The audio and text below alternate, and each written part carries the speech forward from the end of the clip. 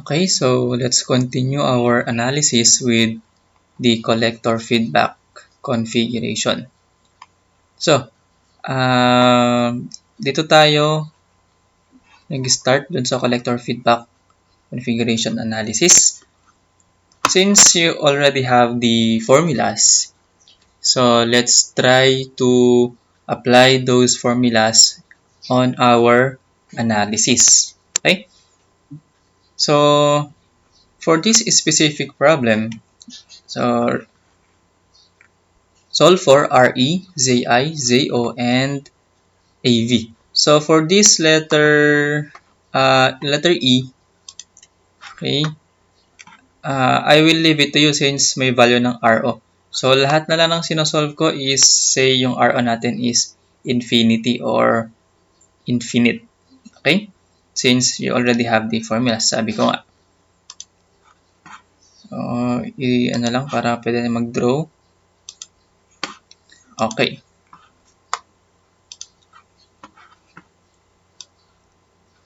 Ayan. So, finding for RE, so since na-explain ko na to kung paano nakuha itong formula dito, kung paano nakuha yung mga values na yan, di ba? So, i-explain ko na lang din ulit para naman mas klaro sa inyo. Okay? So, we call this as the IC prime. Okay, since dadaloy siya sa IC natin. Okay, that is our IC prime. So, by KCL, di ba? By applying KCL at node here, di ba? Current entering is equal to the current leaving. So, say this is IB. Okay? And then, of course, meron tayong IC dyan. So, meaning that the IC prime is equal to IB plus IC. Okay, now, say this is IE. Okay?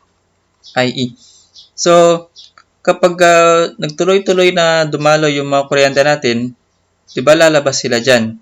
Kaya ito rin lalabas din dyan. Ngayon, at applying KCL at node here, okay? So, IB, okay?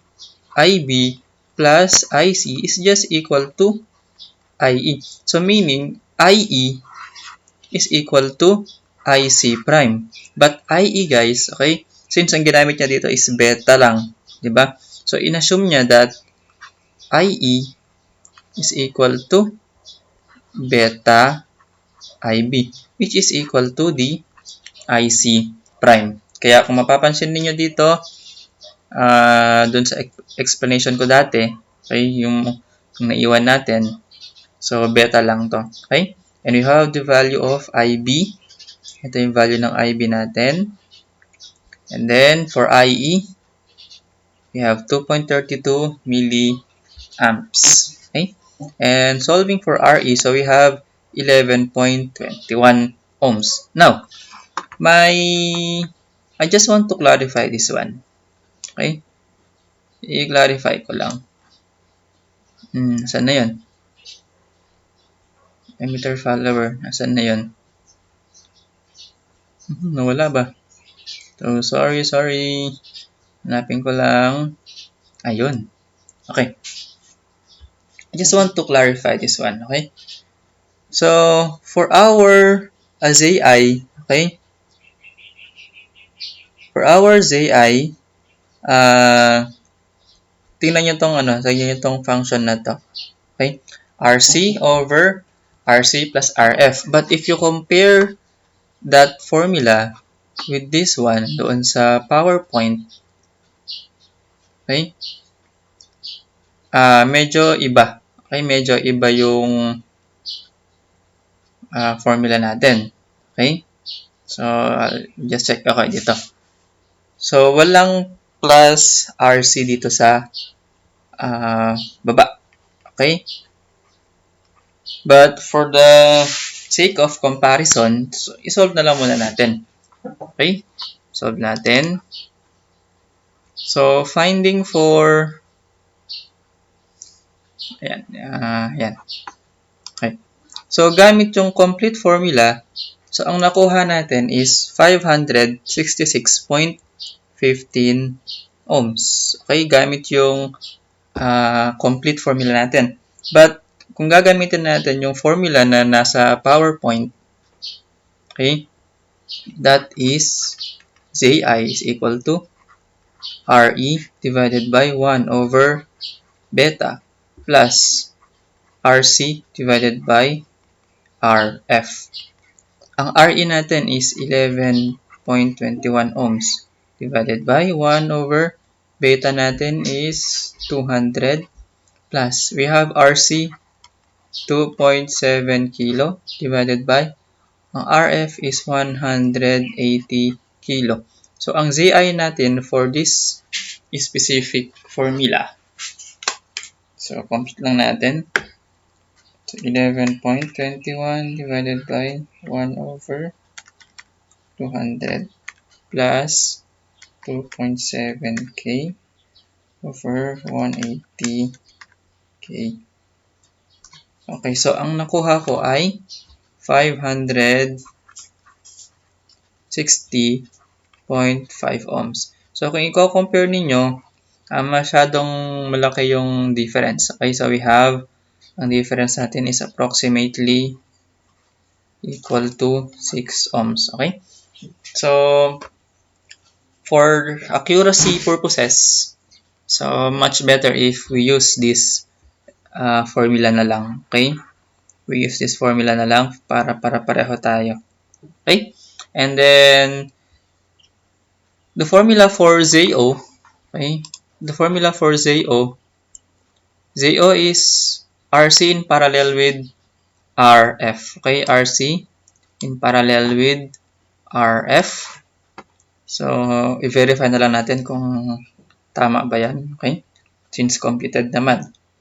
So, we have 2.7k times 180k over plus 180k. Okay, we have 2.66 kilo ohms. So, tama. Verified. And then for voltage gain, okay, we have the negative RC over RE. So, negative RC natin is 2.7k divided by 11.21. We have negative 200.86. So, verified. And then for letter E, we repeat parts B hanggang D with RO equals 20 kilo ohms. So, meron naman siyang solution dito. Okay. Pero, para ma-verify ito, so, i-compute na lang. Okay? Since may formula naman sa inyo. Okay? And then, i-compare niyo yung compare niyo yung gain natin. Okay? So, mas lumiit yung gain natin in the presence of RO. Okay? Now, for the next configuration naman, okay. So, meron naman tayong presence of RE na malaki. Okay? Wherein doon sa unang formula natin, dito sa unang figure, so, diretsong shorted yung emitter terminal natin. Okay, ngayon naman, for the next one, okay, so we have, paano kung may RE, emitter resistance. Okay, so for ZI, so, magbabago si ZI, of course. Okay, kasi ang magiging equivalent circuit niyan, okay, so ito kasi is, wala siyang emitter resistance. Okay? So, paano kung may emitter resistance siya? So, of course, may magbabago. So, tingnan na lang natin. Tingnan na lang natin dito. So, ito yung kanina. So, please try these examples na lang guys, ha? Okay, ito yung kanina. Ito yung sinolve natin na nasa book.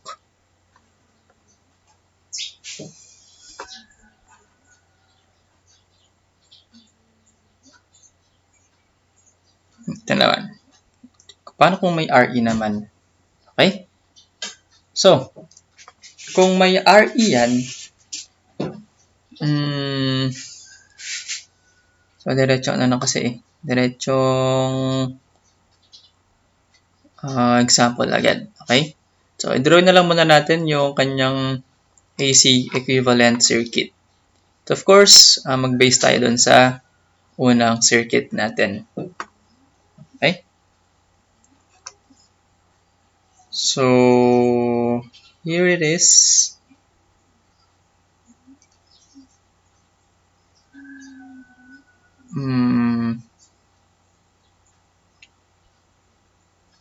Collector feedback configuration.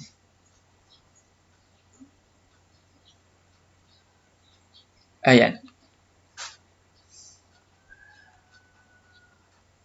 So, ang mangyayari dito, okay? Since nandito yung beta RE, di ba? Nandito yung beta RE natin. Di ba? Ito siya.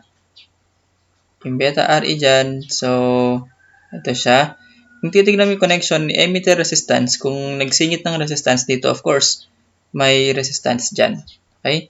So, we have RE. Ngayon, since RE, okay, is larger, much larger than RE, okay, so, doon sa mga formulas natin, so, tingnan na lang natin. Tingnan na lang natin, ano ba yung mga magbabago kapag ka may ano, ayan. For our ZI, okay, so ito yung ZI natin. Just take note of this one na lang, okay? And then for ZO, ZO is RC over RF. So, ganun pa rin yung ZO natin. And for AV, wait.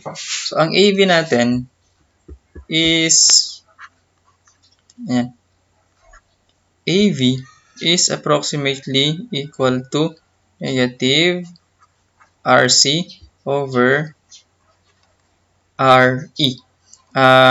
Why?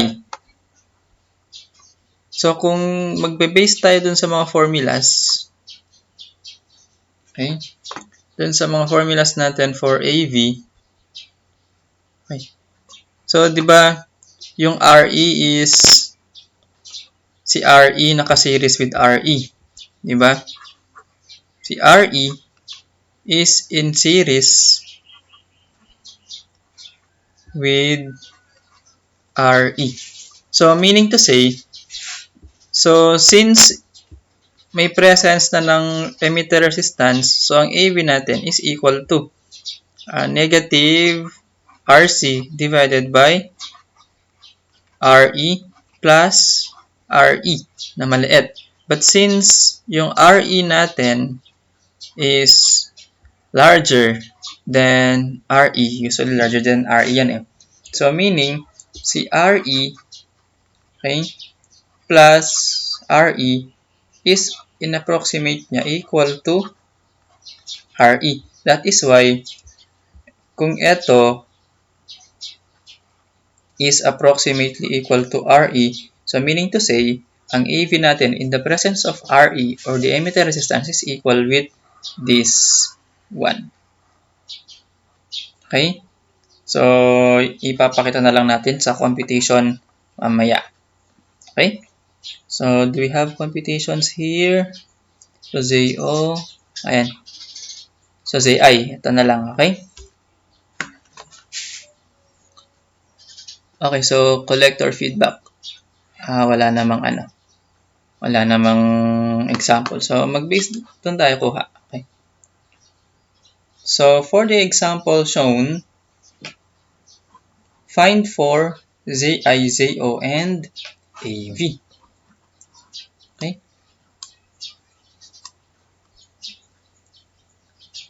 So, to solve for RE na maliit muna, okay? So, just apply KVL. Apply KVL dito, KVL dyan. Okay.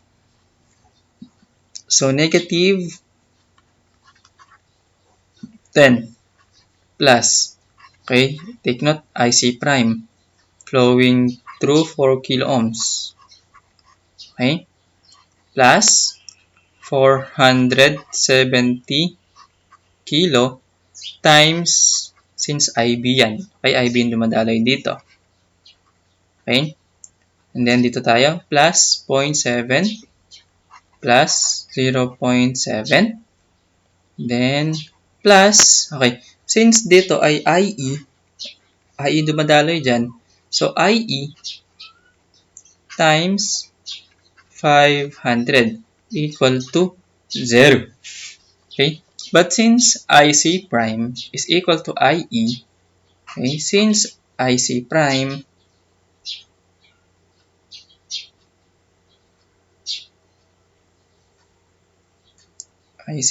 is equal to IE, which is, okay, approximately equal to beta IB.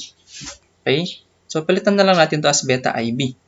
So, negative 10 plus, ang beta natin ay 70. Okay?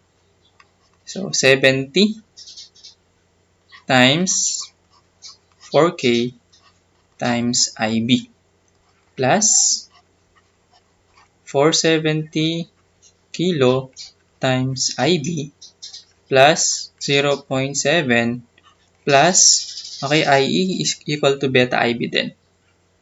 So, beta is 70 times 500 times IB equal to 0. So, for IB, solving for IB, so shift solve nyo na lang, okay? We have negative 10 plus 70 is 4K plus 470K alpha x plus 0.7 plus 70 times 500 alpha x equals 0. And solving for x, okay, so solving for x, ayan, or solving for IB, so meron tayong value na 11.85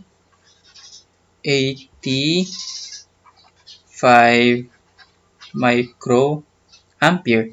And to solve for IE, so gamitin natin yung complete para ma-solve yung RE. Okay? Beta plus 1 IB.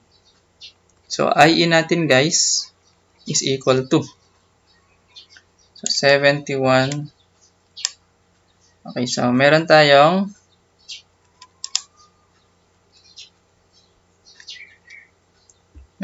value na 0.84 milliamperes. Okay?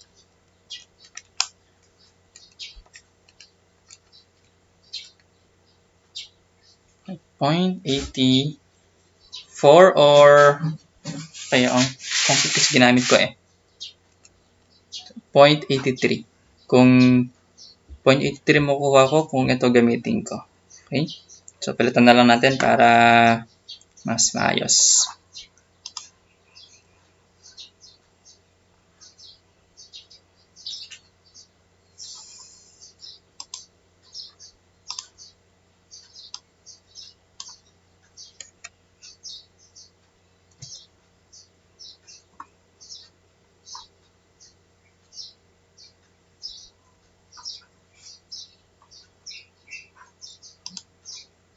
Okay, 0.83 para mas maayos. And for RE, so we have 26 millivolts divided by IE. So the value for RE is equal to, ayan. So So 26 millivolts divided by the answer. So we have 31.34 ohms. That is for RE. Next is ZI. So to solve for ZI, so apply natin yung formula. So wait lang.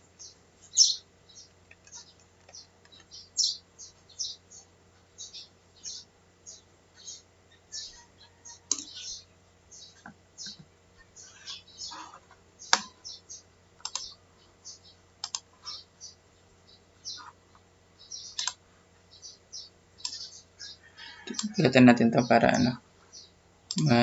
para pareho tayo ng values, okay? So since 5 yung katabi niya, so hindi magbabago. Say 0.32 pa rin. Okay. That is for RE. Now, solve for ZI. To solve for ZI,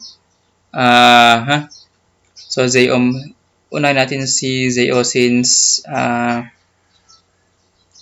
madali lang siyang solve. Okay?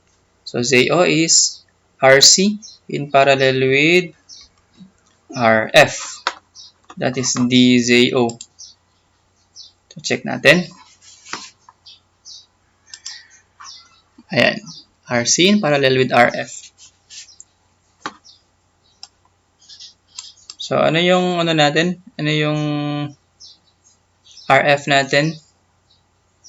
Okay. So ang RF natin kanina is 470K equal to 470 kilo in parallel with RC natin ay 4K.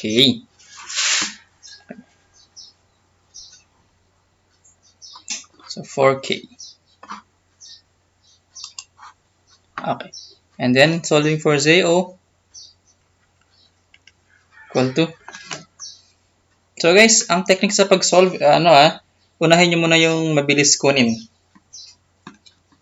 470K times 4K. So 470K plus 4K. So we have 3.97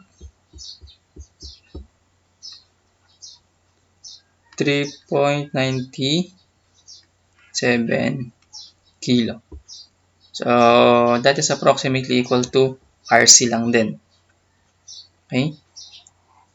Ito yung ZO natin. And then ZI.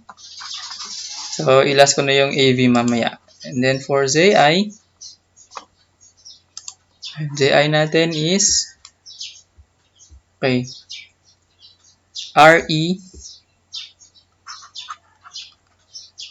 divided by 1 over beta plus RE plus RC over RF.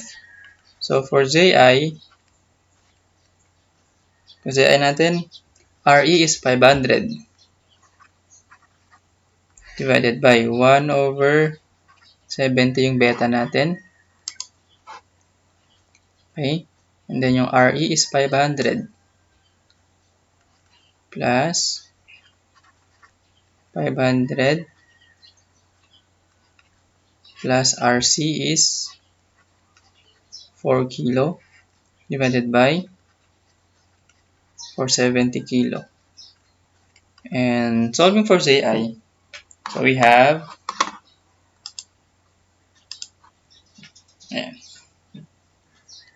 500 divided by 1 over 70 plus 500 plus 4K over 470K. Okay, so we have 20.95 kilo ohms. And that is for our ZI. Next, for AV. Lastly, for AV. Okay? I-compare natin yung exact kanina at saka itong approximation. Okay? So, for the approximation, since dalawang variable lang, so AV is approximately equal to negative 4,000 divided by RE is 500 equal to negative 4K 500. So, 8. You have negative 8. And how about if isama natin si RE? Maliit. Hindi na siya equals na yan. Negative 4K divided by 500 plus 31.32. So, ayan. So, we have 7.5.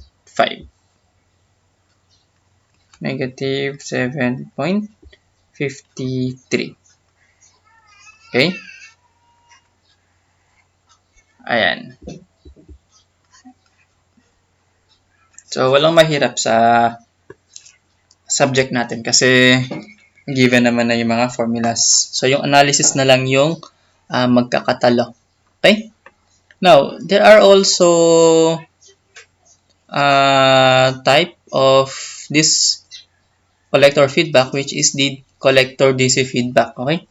So, kung papansinin ninyo, yung naunang example kanina, isa lang yung feedback resistances natin. Ngayon naman, we have two feedback resistances but in between them, meron tayong connected na capacitor connected to the ground. No.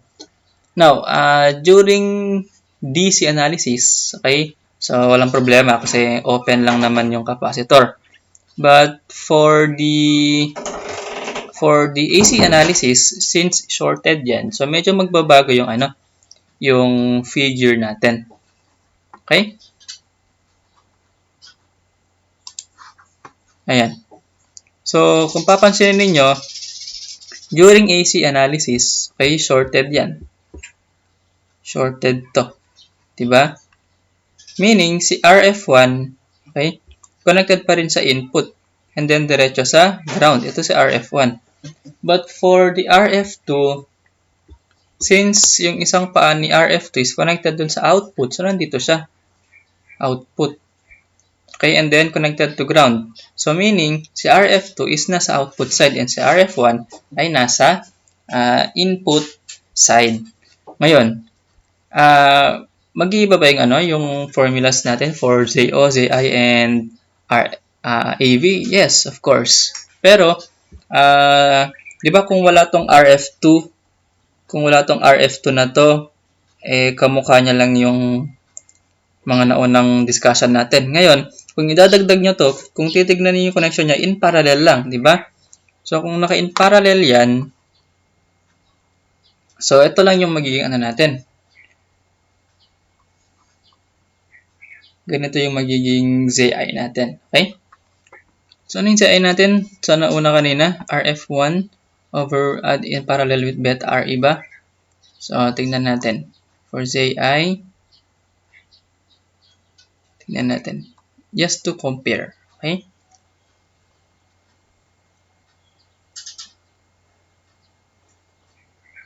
For the collector feedback,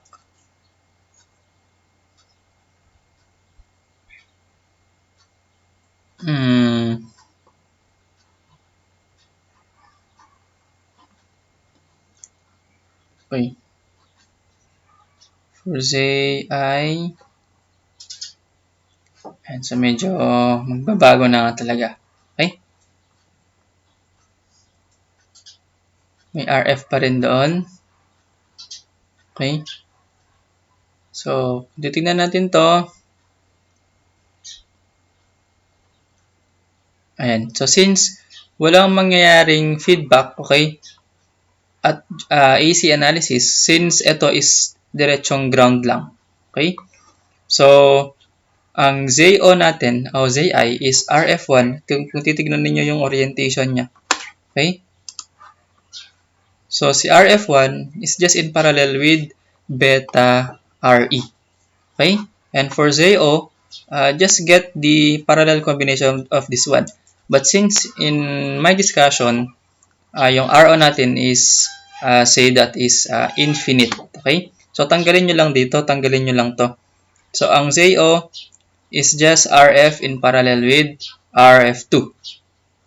And for AV, ayan. And for AV, di ba kung wala to, kung wala tong RF2 na to, di ba, ang AV natin is negative RC over RE. But since yung RF2 is in parallel with RC, okay, so kunin nyo muna yung parallel combination niya and then saka mo i-divide with RE. So, just understand, okay, you have to make sure that you know how to convert this figure into its equivalent AC analysis para kung alam niyo yung mga connection niya, you can derive on your own yung mga formulas. So, no need to memorize. Okay? So, example, and is that the same with this example? So, yung mga examples dito na hindi natin solve, itry nyo na lang ha. Para rin ma-enhance yung solving skills ninyo. Okay?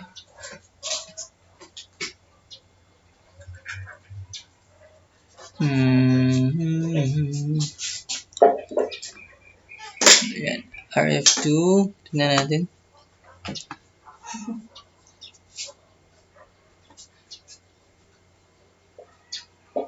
Ba't na ano yan? Okay. So, ito yung ano. Ito yung kaparehas niya guys. Diba? Ito, napalitan lang ng RF1. Okay, so ito siya. Ito naman, nadagdagan lang ng RF2. Okay, so mag-parallel lang kayo dyan. Okay? So, ngayon, example tayo. So, example for this one, okay? So, again, KVL. By applying KVL outside, okay? So, we have negative 12. So, isulat ko lang para alam nyo kung paano naman nakuha mga yan, okay? Negative 12 plus, okay, IC prime equal to beta IB times 3 kilo. Okay? Plus, okay, since open naman tong capacitor at DC analysis, so dire-diretso yung IB. Since IB ang dumadaloy dyan. So, IB natin times 120K plus 68 kilo. Okay? Plus 0.7. And then, since ground na tayo, equal to 0. So, ayan naman magsulat. Ayan, equal to 0. And solving for IB, okay? So, you can actually use your calculator na to solve for IB. Okay? So, negative 12 plus beta natin is 140. 40 times 3K alpha plus 120K plus 68K plus 0.7 equals 0. Solving for, ayan. So, ang nakuha ko ay 18.58. Okay? So, 18.58 58 microampere. Okay? So, ito kasi isang decimal lang yung ano niya kinonsider niya. Okay? Pero sa atin, we have to consider 2 decimal places for accuracy purposes. Okay? So, narinig nyo may adlib. May batang gingay. Okay? And then for IE, so diretsuhin ko na, beta plus 1 yan, di ba? 70, hindi pala. 141, I should say. Kanina pala yung 141 times IB. So, IE natin equal to 141 times 18.58 microampere. So, we have 2.62.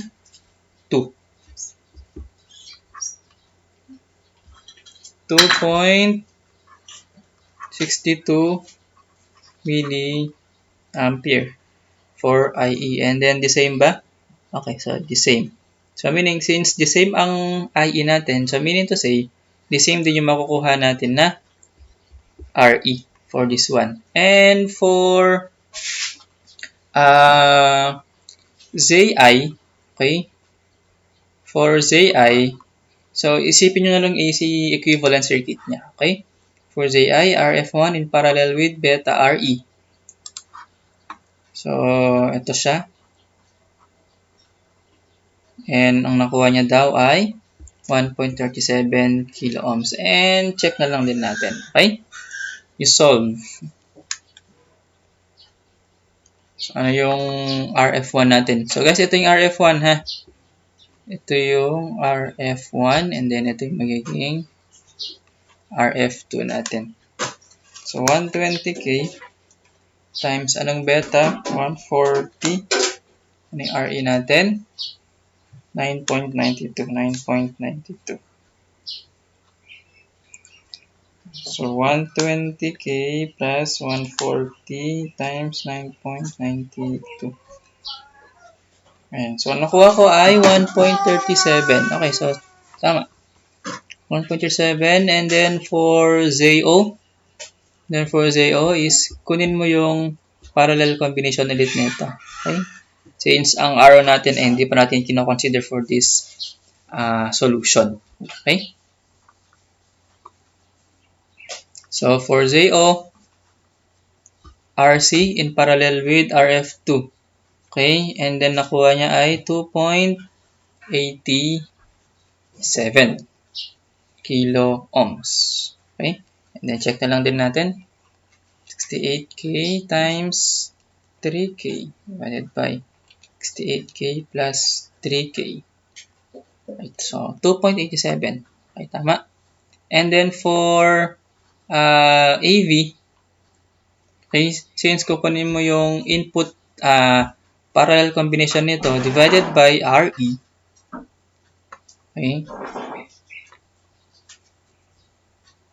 so yun na lang, input na lang natin, okay. So 2.87, di ba siya lang din yung JO natin, di ba? JO divided by RE, which is equal to 9.92. So 2.87K, 9.92 I should say. So 289.3. So ito yung gain natin for this specific circuit. And for may tanong ba for letter E? Okay. So for letter E is, what is the value of VO daw if VI equals 2 millivolts? Okay? So since ang AV, so general formula for AV is just equal to output over input. Since voltage yun tayo, so VO divided by VI. So ang VO natin equals AV times VI. Okay, so since in absolute niya, since ang output lang naman ng VO yan, okay? So we have, ang VO natin ay, meron tayong 579 volts. So, meaning to say, kung sa plot niyan, yung sa graph niyan, okay? Definitely, since this is a common emitter, okay? Since emitter is grounded and they are common for both input and output, so ang gain talaga natin is negative, divide na absolute niya lang to get the value of VO. Ngayon, in reality, negative dapat yan.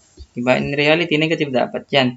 But since value lang naman kailangan natin, okay, so in absolute niyan na lang. So for the input, say this the input natin, okay? Ang input natin, since ang input is 2 millivolts, so let's say napakaliit. Yan yung input natin, na 2 millivolts peak value, okay? And then for VO daw, ang output daw natin ay 0.5 volts. So meaning nasa volts na siya, hindi na siya milli. So say, since negative yan, so mag-phase inversion tayo. So meaning, ito yung output natin since laki ng ano natin. So ganyan. Okay, so sorry for my drawing. Okay? Okay. And then ang peak value niyan ay have 0.579.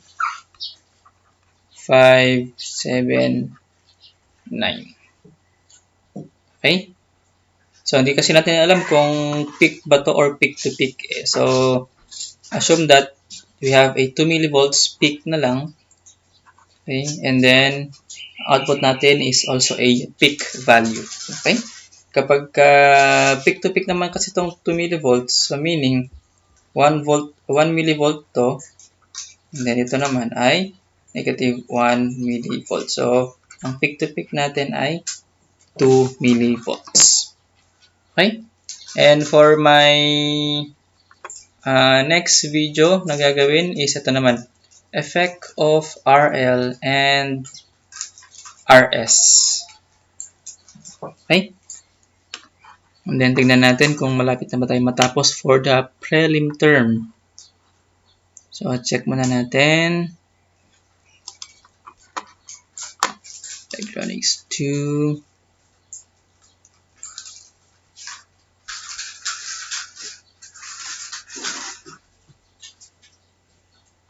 Ayan. So, check natin.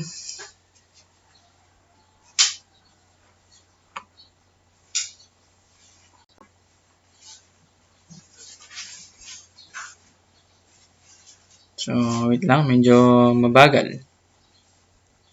Bagal mag-open.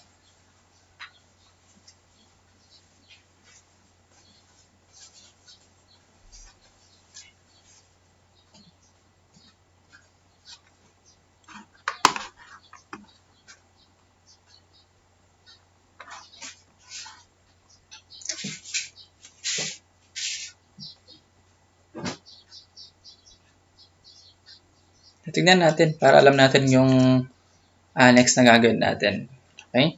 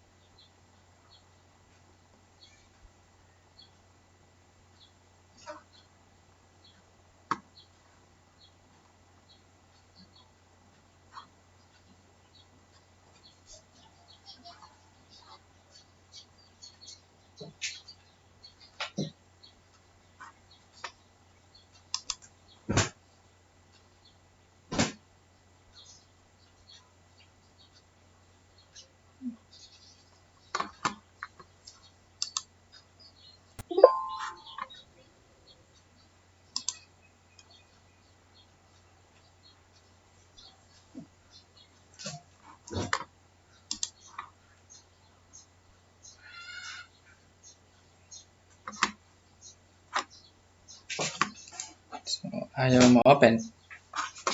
So, Open na lang natin dito.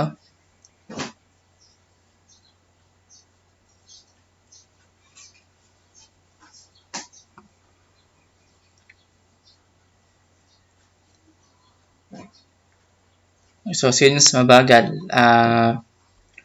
abangan nyo na lang yung next video ko, yung effects of RL and RS. Okay?